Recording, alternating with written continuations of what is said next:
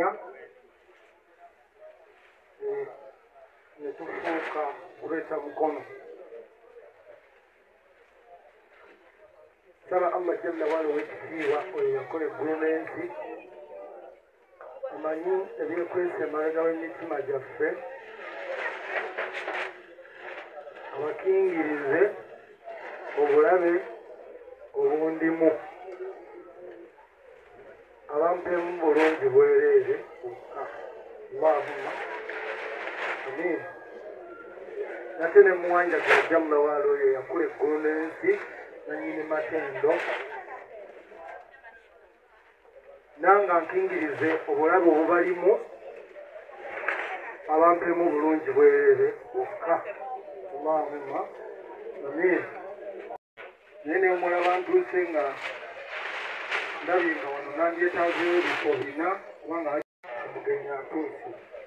emutasituka nga omugenyi akoze eki situse okunoonya akalulu ye olw'okuba amanyi nti ekintu kyazze mu layini nga groups ziriko komanda waazo nga yenze wano ayimiridde era abantu abo batuuse mu ofiisi ye n'abagamba adimini n'abagamba mutuulaawo nga tuva mu pressure babadde tebagamanyi kyenva mulaba nga tubadde tustragolinga nnyo ngoba oliawo ne mu meeting we tuba tugenze mulaba nti okwogera kwange olumu babadde baagala okunzizika ebikono naye nga nange mpisaawo kibuli nga kadashaafu neŋŋamba izulu nja kukakwata njogere naye nga mesagi yange ebeeramu amakulu nga nkomplaininga ku bunafu obuli ku ground wansi kusaidi ya NRA nga ndagana obunafu obw'obukulembeze obuliwo obw'obutakola nze yebadde wale yange era bwe mbadde nsinga nnyo okusimba essira naye olw'okuba omuganda yagera olugeroga nti awali omugenge tewafunyirwa ngalo ng'abatakoze bakiraba bubi kati Katonda n'ayanukula edduwa zaffe ze tubadde tusaba entakera obukulembeze ne bukyuka mu kukyuka kw'obukulembeze obuzze nga tuli baana b'awaka era banne mutusaasire bwe mulaba nga tuzannya tubuuka ne tulinnyako ku ntebe remote naffe netuteekako obuvidiyo obufaananyi bwe twagala kyano ne tukyusa ze twagala wannaye maama yali yanoba naye maama yakomyewo naffe mutusaasire okujja kwa Jaruuna kyankizo y'amaanyi nnyo eri Greater Mukono Pressure Group. Ate okugwa kwa Haruuna bibadde ddibu ddene nnyo eri Pressure Group. Ne Allah yayanukudde omulanga biidini Rahman kakati ensolo ku kisiko kweki era mukkirize mugaane nti groups zonna mu mukono mukuleta mukono naye kakati omanyi aja akomandinga mukono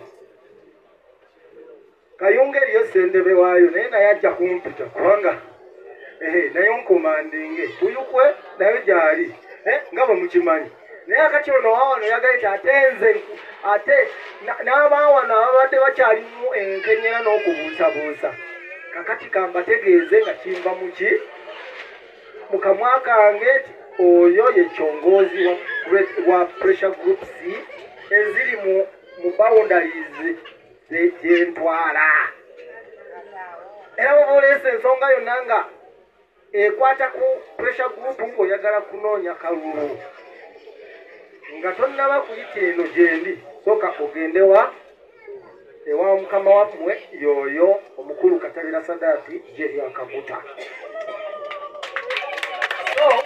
gikoze eki togifunyeemu kituufu weteeseteesa otya weteeseteesa otya zenna ebyokulabirako yabirundi ebiri genda kigeza kubakwasira enseenene towulira omuntu ajja nga olaba mulina ebigambo byawula bigambo bingi nenze nange awula niwakubadde nga abamu mmwe mulowooza nti bwe munaayira ku lusaniya ne mukola dayira ne mulira ku lusaniya bwe mulowooza nti temujja kukkuta endowooza yakiryaza amaanya temugamba amaka g'abasiraamu zenakuli siina buzibu naye ye yagambye nedda kubanga bwe tugatta eddoboozi eryawamu tumuwewula kati alina ofiisi yainaremu eri erina emirimu mingi singa tugamba nti kati tubireke nti buli pressure group yeetuukire wallahi olunaku luyinza wiiki eyinza okuggwako nga NRM office terina mulimu gwekoze no ngehandolinga nsonga za pressure group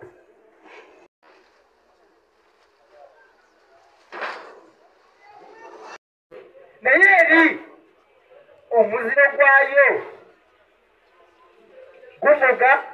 teddira bubbi akabbiro bukumpanya bw'oba onaali omuziro ogwo please don't come tojja kubanga tugenda kurashinga naawe tugenda kurashinga kabisa waliwo akasente akamobilization kazze wano tukumanye ina pressure group yo tukatemyetemye kibiina kyo kibadde kirina kutwala miliyoni 10 ate tuwulire sentebe ate oba wadde miliyoni 3 ntakwandama kabisa wallah ye abaana abaziyimirira bubbi bw'abasentebe tugaza amaanya bukumpanya kubanga nze ekyo nino kyogerako bikozi mmwe ekibaleese wano ekibawagiza enaremu ekibatakabanya n'otambula ekibasiibye enjala sikwagala nnyo mukwano omungi ennyo wabula owagira ng'omanyi nti enkya mugenda kukya nange akizikirize ku bulamu ne twogera nnyo naye abakulembeze bamanyi okujero nayogera birungi byerere byalina okukola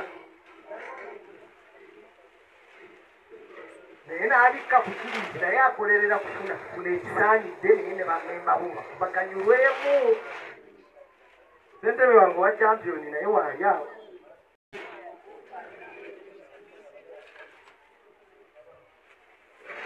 era kimanyi nti abantu abagenda okutandika okusookera ddala mu ofiisi ya Aruna okunsiga enziro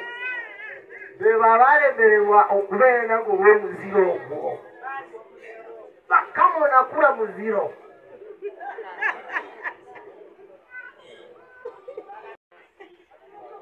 ate sitya bagambe nti nze ntyasinenseni ngopye ng'ogino wallahi kufukuza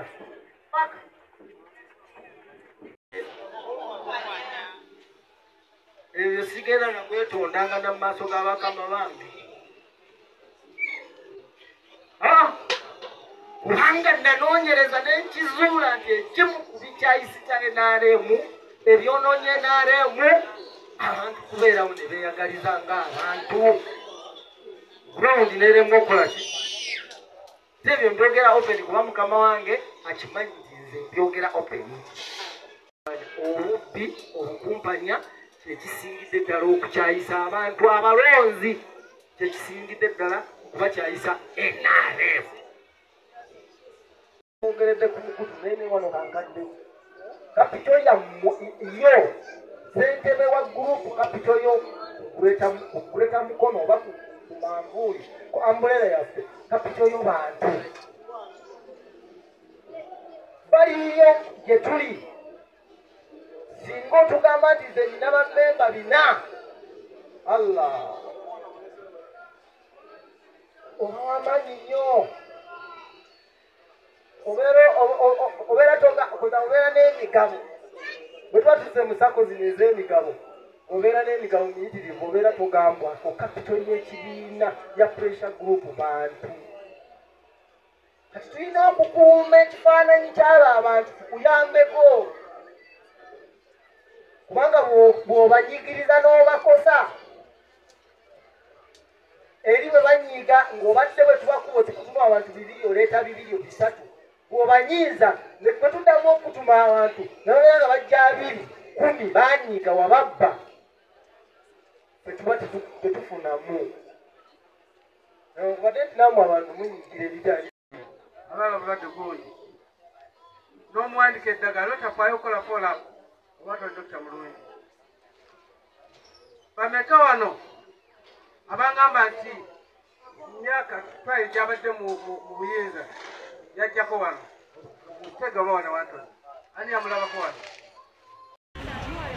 olunaku olwaleero ndi musanyufu nnyo okubanga kyaziza kyapasoni waffe owa NRM Alhaji Haruna Semakula wano ku kitebe kyaffe ekya Greater Mukono ekikulembera pressure groups mu Mukono ne Kayunga Buvuma ne Buyukwe so tukyaziza chairman waffe olw'okubanga tumulese ku kitebe tusobole okurenga strategy bukyaba tugenda okuzza NRM ku jikko n'okumunyonyola okusoomooza okubadde nagwo mu bukulembeze obuwedde so ndi musanyufu nnyo nti azze era ne tukubaganya ebirowoozo tulenga strategy bukyaba tugenda tugoba opposition mu Mukono NRM edde ku ground bwe bagamba nti ssaawa yaani gyakatabira kubanga nze nali nsabwa chairperson Mr. Kasabiranga sawa bwa chairperson kumuluka wali kwa chairperson sawa ya katabira nali na mbeji katabira kubanga naye siwa kufanya ndagaano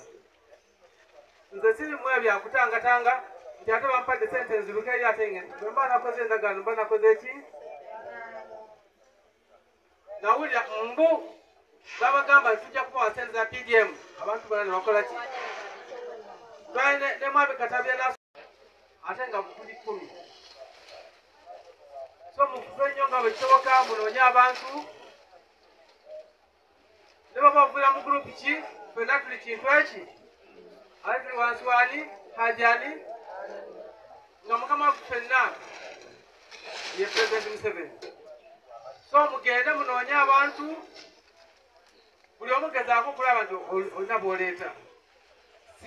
singa buli omu afunayo abantu 5 10 bano mujja kuba temukyajyawo musanga esaza kwadde 10 n'oli atali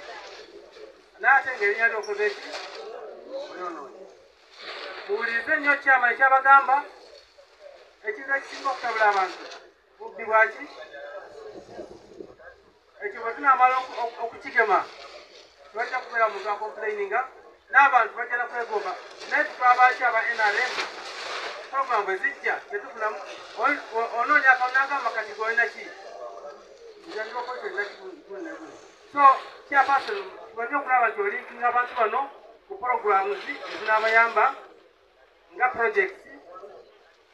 mujja kufunamu ekyo kiyamba okukuuma abantu wamu okusinga okutuula eyo ndi mutonta naye nga tonta tolina kyokolayo tolina saabuni tolina ki so chairperson project bwe zinajja mu bantu bano bajja kubeera nti bakyaliwamu ate n'ekirala n'abaopposition temubagana baba bayingi kubanga eyo engeri yokka gy'oyinza okubajjayo alaba ekituufu balaba nti afunamu eri gyali terina kyafunayo agamba mutuufu kambeere eddala bano temubagoba baba bazze nga bazze kukoza project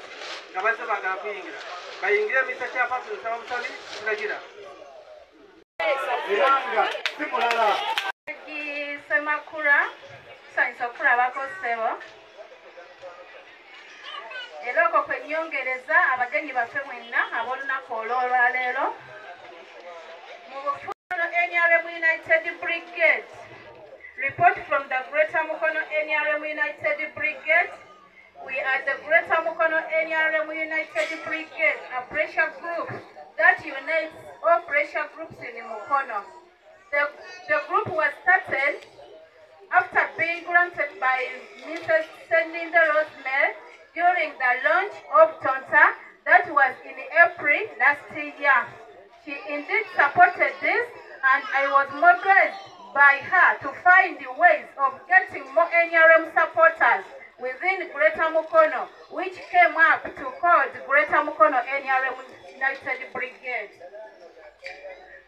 We are pure NRM supporters with a total number of pressure groups with over 50 who are pure voters and potential cadres of NRM. All the operations and works are done under Mr. Katabira Sadat as the leader and the chairperson of Greater Mukono pressure groups. Our beloved NRM chairperson, Mukono District, Arahaj Haruna Semakula, and the honorable visitors, with respect, we hereby introducing to you Greater Mukono, that is to say, Mukono, Buyikwe, Buvuma, and Kayunga. As the visionary bearers of the association, our aim is to build a stronghold on the ground, most especially in the Buganda region.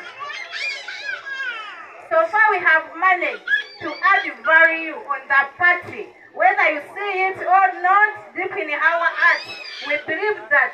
this country is still indeed of NRM President Yoweri Kaguta Museveni in power in order to secure our future. Some of our targets. Number one of the things we are looking for by the year 2026 in all of our areas operations to increase on the number of NRM supporters, most especially on the ground. Target number 2 is to spread the gospel of NRM, Yoweri Kaguta Museveni, all over our areas of operation. Target number 3 is to make sure that our candidates at local council levels also perform well in the coming new generation. Target number 4, to follow and oversee the government program in our areas of operation. And target lastly, to befriend the youth and create NRM in them all over our operation areas. Some of our challenges we face, our dear chairperson. Challenge number 1 is lack of enough facilities in operation. That is to say, transport modes, party t-shirts, party cards, and among others. We also face a challenge of NRM officials who are not cooperative. There is a problem of candidates who are slow and not cooperative, yet they dream to win. We also face a problem of candidates who give false promises to voters. And the challenge, lastly, is misunderstandings among the candidates and the NRM officials. We therefore believe to hear from our leader to know how to move and how to operate smoothly in order to secure our goals. Thank you so much. naye mulabyeko mukulu nale mwebeera obeerawo so weebale nnyo obanga tetubeera obeerawo n'otukwata naffe netugenda bamemba tuli bulungi okay kakati bannange then agenda tujja gisoma ng'omugenyi akoze ete